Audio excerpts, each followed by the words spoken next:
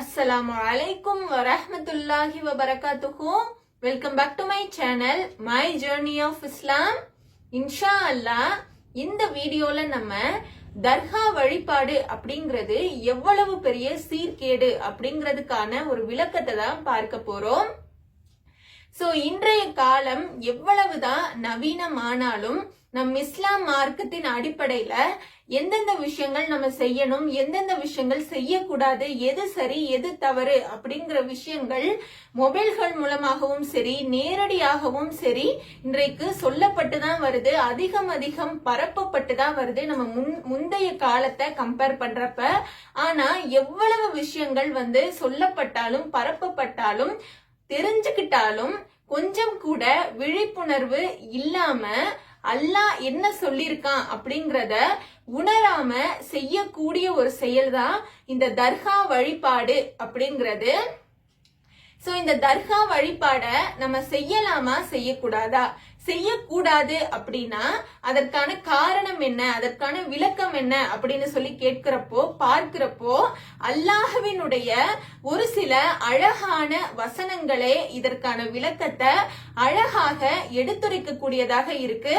அது மட்டும் இல்ல, முஸ்லிம்களாக இருக்கக்கூடிய நம்ம ஒவ்வொருத்தருமே அடிக்கடி நம்மளுடைய வாயால சொல்லக்கூடிய முஸ்லீமாக புதுசா கன்வெர்ட் ஆகிறவங்க, முஸ்லீமாக புதுசா மாறக்கூடியவங்களும் முதலாக சொல்லக்கூடிய 50 கடமைகள்ல ஒன்றான கலிமாவை நம்ம எடுத்துக்கலாம்.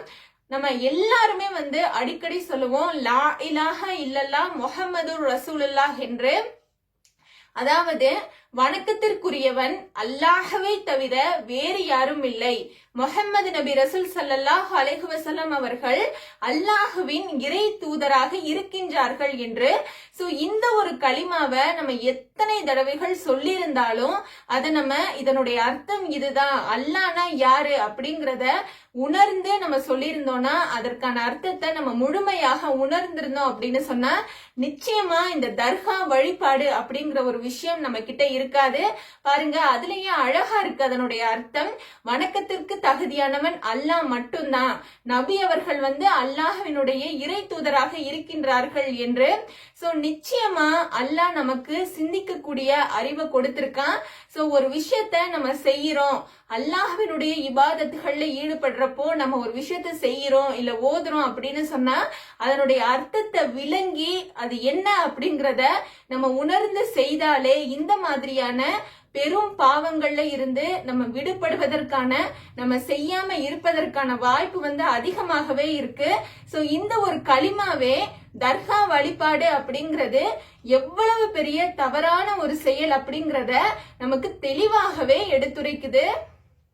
சோ இந்த ஒரு விஷயத்துக்கான விளக்கமாக அல்லாஹ் அவனுடைய திருமறையில அழகாக எடுத்துரைக்கக்கூடிய ஒரு வசனம். அதாவது அல்லாஹ் சொல்றான், கியாமத் நாள் வரை தமக்கு பதில் தராத அல்லாஹ் அல்லாதோரை அழைப்பவரை விட வழி கெட்டவர் யார்? அவர்களோ தம்மை அழைப்பதை அறியாதவர்களாக இருக்கிறார்கள் என்பதாக அல்லாஹ் அழகாகவும் தெளிவாகவும் இந்த ஒரு வசனத்துல சொல்றான். அதாவது கியாமத் நாள் வரைக்குமே தனக்கு பதில் அளிக்காத, அல்லாஹ் இல்லாத யாரையோ எதையோ வணங்கக்கூடியவர்களை விட வழி கெட்டு இருக்கக்கூடியவங்க யாரு? அவர்களோ அவங்க தம்மதான் அழைக்கிறாங்க, அவங்களதான் அழைக்கிறாங்க அப்படிங்கறத கூட அவங்க அறிய மாட்டாங்க என்பதாக அல்லாஹ் சொல்றான். சிந்திச்சு பாருங்க, இதை விட ஒரு வசனம், இதை விட ஒரு ஆதாரம் இந்த தர்கா வழிபாடு அப்படிங்கிறது எந்த அளவுக்கு நம்ம செய்யக்கூடாதது, எந்த அளவுக்கு மோசமானது அப்படிங்கறத விளக்க முடியுமா அப்படிங்கறத நிச்சயமா நம்ம ஒவ்வொருத்தருமே சிந்திக்கணும். இன்னும் அல்லாஹ் அவனுடைய திருமறையில அழகாக எடுத்துரைக்கக்கூடிய ஒரு வசனம். சோ அது என்ன அப்படின்னு சொல்லி பாத்தீங்கன்னா, அல்லாஹுவே அன்றி சிலைகளை வணங்குகிறீர்கள், நீங்கள் பொய்யை சிருஷ்டித்துக் கொண்டீர்கள், அல்லாஹுவை அன்றி நீங்கள் எவைகளை வணங்குகிறீர்களோ அவை உங்களுக்கு எந்த ஆகார பொருட்களையும் வழங்குவதற்கு சக்தியற்றவை என்பதாக அல்லாஹ் அவனுடைய திருமறையில தெளிவா அழகா நமக்கு சொல்றான். சோ இந்த ஒரு வசனத்தின் அடிப்படையிலையும் தர்கா வழிபாடு அப்படிங்கிறது எவ்வளவு பெரிய தவறான ஒரு செயல், நம்ம செய்யக்கூடாத ஒரு செயல் அப்படிங்கிறது நமக்கு தெளிவாகவே விளங்குது. அது மட்டும் இல்ல, ரசூல் ஸல்லல்லாஹு அலைஹி வஸல்லம் அவங்க அல்லாஹ்வினுடைய இறை தூதராக இருந்தாங்க. அவங்க அவர்களின் மீது நம்மள ஸலவாத் சொல்லியிருக்காங்க. இன்னும் எந்தெந்த விஷயங்கள் நம்ம செய்யணும், எந்தெந்த விஷயங்கள் நம்ம செய்யக்கூடாது அப்படிங்கறதையும் அவங்க சொன்னது மட்டும் இல்ல, வாழ்ந்து காட்டியும் போயிருக்காங்க. சோ அப்படிப்பட்ட ரசூல் ஸல்லல்லாஹு அலைஹி வஸல்லம் அவங்களே அல்லாஹ்வை விட தன்னை உயர்த்தி பேசியோ, அல்லாஹ் இல்லாம அவங்கள வணங்கும்படியாகவோ அல்லாஹ் பாதுகாக்கணும், நவுது பில்லாஹி மின்ஹா. சோ அந்த மாதிரியோ எந்த ஒரு விஷயமும் சொன்னது கிடையாது, மனதால கூட நினைத்தது கிடையாது. அல்லாஹ்வுக்கு ரொம்ப ரொம்ப விருப்பமானவங்க நபி. சோ அவங்களுக்கே அந்த ஒரு விஷயத்த, அந்த ஒரு அந்தஸ்த அல்லாஹ் கொடுக்கல அப்படிங்கிறப்போ, ஏதோ ஒரு பொருள் மேல இல்ல யாரோ ஒருத்தவங்க மேல நம்ம அல்லாஹ்வை மறந்து நம்பிக்கை வைத்து அவங்கள வணங்குறது, அவங்க கிட்ட கேட்கிறது, அவங்கள வழிபாடு செய்யறது அப்படிங்கிறது எந்த விதத்துல சரியானது அப்படிங்கறத நிச்சயமா இந்த தர்கா வழிபாடு செய்யக்கூடியவங்க ஒவ்வொருவருமே சிந்திக்கணும். வணக்கத்திற்குரியவன் அல்லாஹ் தான் அப்படிங்கறத தெளிவா யோசிச்சு மனசுல நிதானமா அதை நிறுத்தி, இந்த தர்கா வழிபாடு அப்படிங்கிறது நிச்சயமா நம்மளுடைய மார்க்கத்துல கிடையாது. வணக்கத்திற்குரியவன் அல்லாஹ் மட்டும்தான், அவன்கிட்ட மட்டும்தான் நம்ம கேட்கணும். அவன் மட்டும்தான் எந்த ஒரு விஷயமா இருந்தாலும் நமக்கு கொடுக்க முடியும். நம்ம எந்த ஒரு விஷயம் கேட்டாலும் நமக்கு நேரடியாகவும் மறைமுகமாகவும் அதற்கு பதிலளிக்க கூடியவன், அதை கொடுக்க கூடியவன் அல்லாஹ் மட்டும்தான் அப்படிங்கறத நிச்சயமா யாரு உணர்றாங்களோ அவங்க இந்த தர்கா வழிபாடு அப்படிங்கிற ஒரு விஷயத்துக்குள்ள போக மாட்டாங்க. சோ இத உணர்றாங்க அப்படிங்கறத விட நிச்சயமா நம்ம உணரணும். உணர்ந்தாதான் நம்ம ஒரு நல்ல முஃமினாக இருக்க முடியும். இந்த தர்கா வழிபாடு அப்படிங்கிறது மிகப்பெரிய ஷிர்க் அப்படிங்கிறது பாத்தீங்கன்னா பெரும் பாவங்கள்ல முதலாவதாக இருக்கக்கூடியது இந்த தர்கா வழிபாடு அப்படிங்கிறது. அல்லாஹ்வுக்கு இணை வைக்கிறதுக்கு சமம் தான்.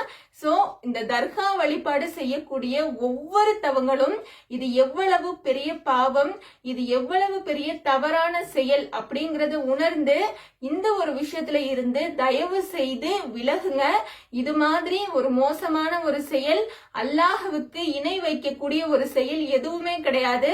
நம்ம தர்கா வழிபாடு செய்தோம் அப்படின்னு சொன்னா மற்றவங்க, அதாவது சிலை வழிபாடு செய்யறவங்க, மற்ற விஷயங்களை நம்பி இருக்கக்கூடியவங்களுக்கும் நமக்கும் எந்த ஒரு வித்தியாசமும் இருக்காது.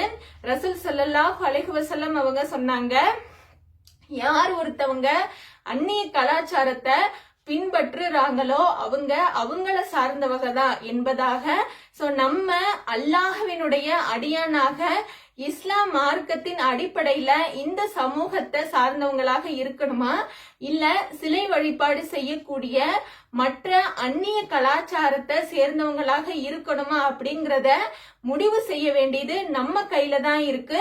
சோ மார்க்கத்துல என்ன விஷயங்கள் இருக்கு, எதை நம்ம செய்யணும், எதை நம்ம செய்யக்கூடாது, அல்லாஹ் என்ன சொல்றான் அப்படிங்கறத நம்ம முழுமையாக உணர்ந்து நம்மளுடைய வாழ்க்கையில நம்ம செய்யக்கூடிய ஒவ்வொரு விஷயங்களுமே இருக்கும். அப்பதான் நம்ம இந்த உலகத்திலையும் சரி, இன்ஷா அல்லாஹ் மறுமையிலையும் சரி வெற்றி அடைய முடியும். அதுல எந்த ஒரு மாற்றமும் கிடையாது. அல்லாஹ் போதுமானவன். அஸ்ஸலாமு அலைக்கும் வரஹ்மத்துல்லாஹி வபரகாத்துஹு.